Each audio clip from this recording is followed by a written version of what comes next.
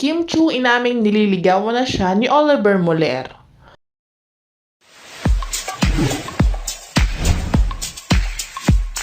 Unang nakilala at napanood si Oliver Muller sa segment ng Showtime na Especially for You. At ang searcher nito ay si Michelle D.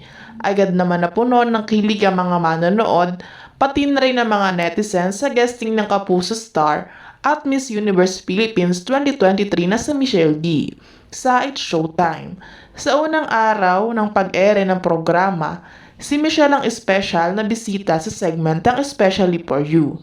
Kasama niya ang kanyang ina na si Melanie Marquez, na tumulong sa pagpili ng mga kalahok. Ang maswerteng lalaki na pumasa sa tanong ng beauty queen actress ay si Oliver Muller, isang abogado mula sa Cebu.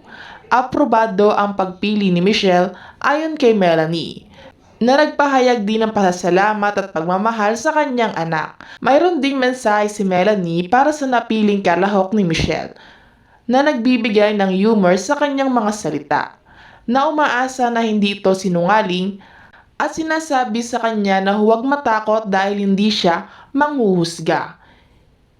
Hindi nakapagtataka na agad itong naging usap-usapan lalo na't marami ang napansin ang pagkakahawig niya sa kapamilya aktor na si Piolo Pascual.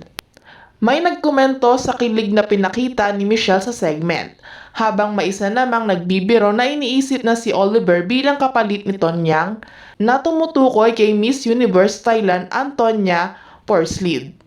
Sa kabuuan ng mga reaksyon ng publiko ay puno ng kasiyahan at pagbati para kay Michelle D at sa kanyang napiling kadate.